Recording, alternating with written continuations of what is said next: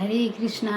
রাধে রাধে বন্ধুরা, আমাদের বৃন্দাবন রণিতাই শুক্লা চ্যানেলে আপনাদের সকলকে স্বাগত। সকল ভক্তবৃন্দের চরণে আমার প্রণাম। বৃন্দাবন বন্ধুরা খুব গরম পড়ে গেছে, অতিরিক্ত গরম। ওয়েস্ট বেঙ্গলে অনেক গরম, তো গরমে সকলে সাবধানে থাকবেন, বেশি করে জল খাবেন, ইলেকট্রন পাউডার, ওআরএস, এগুলো এত গরম আপনাদেরকে বলে বোঝাতে পারছি না। বৃন্দাবনে এত গরম পড়েছে, মনে হচ্ছে যেন সকালবেলা 10টার পরে বাইরে বেরোলে, বাইরে তো বেরোনো যাচ্ছেই না, বাইরে সেই সূর্যের এত তাপ, অনেক তাপ। তো তার মধ্যে থাকা বৃন্দাবনে ভগবানের ধাম। তো আপনারা যারা আসতে চান বন্ধুরা, এখন গরমে মে জুন মাসে তো কেউ আসবেন না, কারণ মে জুন মাসে অতিরিক্ত গরম, আপনারা দর্শন করতে পারবেন না। আপনারা গরমের পরে আসবেন। আর যারা বন্ধুরা আমাদের চ্যানেল নতুন, অবশ্যই আমাদের চ্যানেলটিকে সাবস্ক্রাইব করবেন। তো সামনে আসছে বন্ধুরা একাদশী, মোহিনী একাদশী। এটা হলো বৈশাখ মাসের শুক্লপক্ষের একাদশী। তো কোন দিন আপনারা একাদশী পালন করবেন, এটা পড়েছে এবারে সমস্ত জায়গাতে, আমাদের ভারত, বাংলাদেশ, আমাদের পশ্চিমবঙ্গ, বৃন্দাবনে সমস্ত জায়গাতেই পড়েছে 27 তারিখে, 27 এপ্রিল সোমবার পড়েছে মোহিনী একাদশী। তো আপনারা এই দিনে পঞ্চশস্য বর্জন রয়েছে, যেমন ধান, গম, যব, সরিষা, তিল, এগুলো থেকে যেগুলো তৈরি হয় সমস্ত কিছু বর্জন। আর যেগুলো একাদশী অনুকূল প্রসাদ আপনারা সেগুলো নিতে পারবেন, যেমন সাবুদানার পায়েস, সাবুদানার পোলাও, সাবুদানার খিচুড়ি, তারপরে কাঁচা কলা, পেঁপে, কুমড়ো, এগুলো সবজি করতে পারবেন, আলু চিপস, আলু ভাজি, আলু বাদাম ভাজি, বাদাম সেদ্ধ, বাদামের ঘুগনি, অনেক কিছু করা যায়। এখন তো অনেক গরম পড়ে গেছে, তবে হালকা হালকা এমনভাবে আপনাকে সব কিছু করতে হবে যেন শরীর অসুস্থ না হয়। বেশি করে জল খেতে হবে। আপনারা মিশ্রি শরবতও খেতে পারেন একাদশীর দিনে। তারপর সামনে আসছে কয়েকদিন পর নরসিংহ চতুর্দশী, সেদিনে তো ভগবানের সন্ধ্যাবেলা 5টা, 5:30 দিকে অভিষেক হয় মন্দিরে। আপনারা যদি নিকটস্থ ইস্কন মন্দিরে যান বা নামহট্ট সেন্টারে, তাহলে আপনারা অভিষেক দর্শন করতে পারেন নরসিংহদেবের, অনেক সুন্দর হয়। তো সেই নিয়ে একটা ভিডিও দেবো বন্ধুরা। তো দেখুন, মোহিনী একাদশীতে আপনারা, এখন তো বৈশাখ মাস, প্রাতঃস্নানের মাহাত্ম্য রয়েছে। আপনারা এদিন প্রাতঃস্নান করবেন, প্রাতঃস্নান করে মঙ্গল আরতি, ভগবানের পুজো, তারপর তুলসী মহারানী সেবা, তুলসীতে জল দান, তুলসী আরতি, তুলসী পরিক্রমা, এগুলো প্রতিদিন করবেন বৈশাখ মাসে। আর তারপরে বন্ধুরা আপনারা এই দিনে ভগবানের মন্দিরে যাবেন, ভগবানের শ্রীবিগ্রহ দর্শন করবেন, মন্দির পরিক্রমা করবেন, ঘরে হরিনাম জপ করবেন, শ্রীমদ্ ভাগবত গীতা অধ্যয়ন করবেন।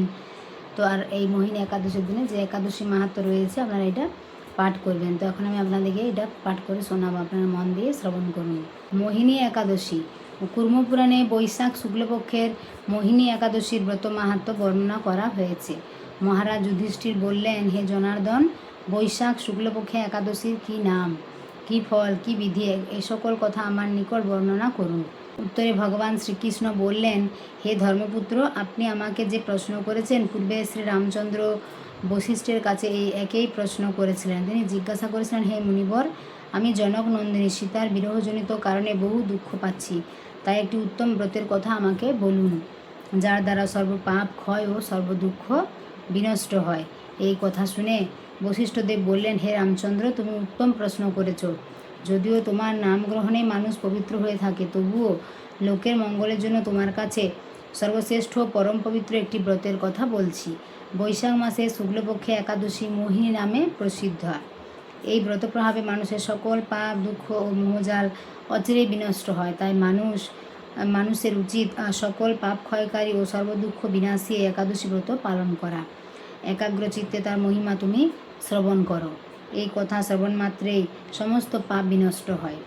পবিত্র সরস্বতী নদীর তীরে ভদ্রাবতী নামে এক সুশোভনা নগরী ছিল। চন্দ্রবংশজাত ধৃতিমান নামে এক রাজা সেখানে রাজত্ব করতেন। সেই নগরীতে ধনপাল নামে এক বৈশ্য বাস করতেন। তিনি ছিলেন পূর্ণ কর্মা ও সমৃদ্ধশালী ব্যক্তি। তিনি নলকূপ, জলাশয়, উদ্যান, মঠ ও গৃহ ইত্যাদি নির্মাণ করে দিতেন। তিনি ছিলেন বিষ্ণুভক্তি পরায়ণ ও শান্ত প্রকৃতির মানুষ। সুমনা, দ্যুতিমান, মেধাবী, সুকৃতি ও ধৃষ্টবুদ্ধি নামে তার 5 জন পুত্র ছিল। পঞ্চম পুত্র ধৃষ্টবুদ্ধি ছিল অতি দুরাচারী। সে সর্বদা পাপ কার্যে লিপ্ত থাকত। পরস্ত্রী, সঙ্গী, বেশ্যাসক্ত, লম্পট ও দ্রুতক্রীড়া প্রভৃতি পাপে সে অত্যন্ত আসক্ত ছিল। দেবতা, ব্রাহ্মণ ও পিতামাতার সেবায় তার একেবারেই মতি ছিল না। সে অন্যায় কার্যে রত, দুষ্ট স্বভাব ও পিতৃধন ক্ষয়কারক ছিল। সব সময় সে অভক্ষ, ভক্ষণ ও সুরাপানে মত্ত থাকত। পিতা ধনপাল একদিন পথ চলছিলেন, হঠাৎ তিনি দেখতে পেলেন ধৃষ্টবুদ্ধি এক বেশ্যার গলায় হাত রেখে নিঃসংকোচে ঘুরে বেড়াচ্ছে। তার নির্লজ্জ পুত্রকে এভাবে চৌরাস্তায় ভ্রমণ করতে দেখে তিনি অত্যন্ত মর্মাহত হলেন। এই কুস্বভাব দর্শনে ক্রুদ্ধ হয়ে তিনি তাকে গৃহ থেকে বার করে দিলেন। তার আত্মীয় স্বজন তাকে পরিত্যাগ করল। সে তখন নিজের অলঙ্কারাদি বিক্রি করে জীবন অতিবাহিত করত। কিছুদিন এভাবে চলার পর অর্থাভাব দেখা দিল। ধনহীন দেখে সেই বেশ্যাগণ তাকে পরিত্যাগ করল। অন্ন বস্ত্রহীন ধৃষ্টবুদ্ধি ক্ষুধা তৃষ্ণায় অত্যন্ত কাতর হয়ে পড়ল।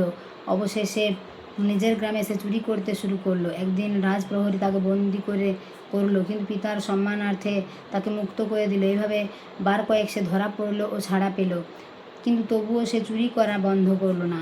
তখন রাজা তাকে কারাগারে বদ্ধ করে রাখলেন। বিচারে সে কষাঘাত দণ্ডভোগ করল।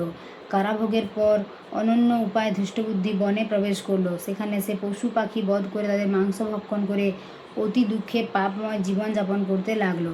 দুষ্কর্মের ফলে কেউ কখনো সুখী হতে পারে না, তাই সে ধৃষ্টবুদ্ধি দিবারাত্রি দুঃখ শোকে জর্জরিত হলো। এইভাবে অনেক দিন অতিবাহিত হলো। কোনো পুণ্য ফলে সহসা একদিন সে কৌণ্ডিল্য ঋষির আশ্রমে উপস্থিত হলো। বৈশাখ মাসের ঋষিবর গঙ্গা স্নান করে আশ্রমের দিকে প্রত্যাবর্তন করছিলেন। শোকাকুল ধৃষ্টবুদ্ধি তার সম্মুখে উপস্থিত হলো। ঘটনাক্রমে ঋষির বস্ত্র হতে এক বিন্দু জল তার গায়ে পড়ল। সেই জলস্পর্শে তার সমস্ত পাপ দূর হলো। হঠাৎ তার শুভবুদ্ধির উদয় হলো। ঋষির সামনে সে কৃতাঞ্জলি পুটে প্রার্থনা করতে লাগলো, হে ঋষিশ্রেষ্ঠ, যে পুণ্যপ্রভাবে আমি এই ভীষণ দুঃখ যন্ত্রণা থেকে মুক্তি লাভ করতে পারি তা কৃপা করে আমাকে বলুন। ঋষিবর বললেন, বৈশাখ মাসে শুক্লপক্ষে মোহিনী নামে যে একাদশী প্রসিদ্ধ আছে, তুমি সেই ব্রত পালন করো। এই ব্রতের ফলে মানুষের বহু জন্মার্জিত পাপ রাশিও ক্ষয় হয়ে যায়। মহামুনি বশিষ্ঠ বললেন, কৌণ্ডিল্য ঋষির উপদেশ শ্রবণ করে প্রসন্নচিত্তে ধৃষ্টবুদ্ধি সেই ব্রত পালন করল।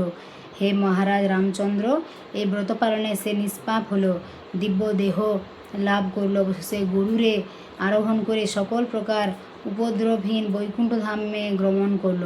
হে রাজন, ত্রিলোকে মোহিনী ব্রত থেকে আর শ্রেষ্ঠ ব্রত নেই। যজ্ঞ, তীর্থস্থান, দান ইত্যাদি কোনো পুণ্য কর্ম এই ব্রতের সমান নয়। এই ব্রত কথা শ্রবণ কীর্তনে সহস্র গোদানের ফল লাভ হয়। হরি বল। তো সকলে প্রেম সে বলুন, জয় মোহিনী একাদশী কি জয়। তো দেখুন, প্রতিটা একাদশীর কত সুন্দর সুন্দর মাহাত্ম্য রয়েছে। তো আপনারা এগুলো প্রতিটা একাদশী পালন করবেন। মাসে দুটো একাদশী, দেখুন বন্ধুরা, বছরে আমাদের 24টা একাদশী। তো একাদশী হলো ভগবান শ্রীকৃষ্ণের সবথেকে প্রিয় ব্রত। আমরা যদি একাদশী পালন করি তো ভগবানের কাছে আমরা প্রিয় হয়ে উঠতে পারবো। তো সেই জন্য আমাদের সকলের একাদশী ব্রত পালন করা উচিত, এবং যারা এখনও শুরু করেনি তারা অবশ্যই শুরু করবেন, কেননা এখন হলো বছরের প্রথম মাস বৈশাখ মাস। এখন থেকে আপনারা যদি শুরু করেন তাহলে ভালো। দেখুন, নিজের জীবনের জন্য ভালো, আপনি ভক্তিপথে অগ্রসর হতে পারবেন, নিজের শরীরও সুস্থ থাকবে। আর এই দিনে বন্ধুরা সন্দক, লবণ, শুদ্ধ ঘি এগুলো দিয়ে আপনারা রান্না করতে পারবেন। সূর্যমুখী তেল, বাদাম তেল এগুলো ইউজ করতে পারবেন। তো যদি হালকা খাবার খাওয়া হয় মাসে দুটো দিন, তাহলে নিজের শরীরও ভালো থাকবে, তাই না? একাদশীর আগের দিন নিরামিষ, একাদশীর পরের দিন নিরামিষ আহার গ্রহণ করতে হয়। আর একাদশীর দিনে পঞ্চদশ বর্জন, যেগুলো অনুগ্রহ প্রসাদ বললাম, সেগুলো আপনারা ভগবানকে ভোগ নিবেদন করে পেতে পারবেন। বিভিন্ন রকমের ফল, কলা, আপেল, কাজু বাদাম, কাঠবাদাম, কিশমিশ এগুলো করতে পারবেন, নিতে পারবেন। আর পরের দিন পালনের টাইমটা আপনাদেরকে বলে দিচ্ছি কোন সময় পালন রয়েছে। পশ্চিমবঙ্গ মন্দিরে 27 তারিখ একাদশী পালন হবে। 28 তারিখ মঙ্গলবার 5টা 6 AM থেকে 9টা 23 AM। দিল্লিতেও 27 তারিখ একাদশী পালন হবে পরের দিন 5টা 43 AM থেকে 10টা 6 AM। বৃন্দাবনেও 27 তারিখ একাদশী পালন হবে পরের দিন 28 তারিখ 5টা 42 AM থেকে 10টা 5 AM।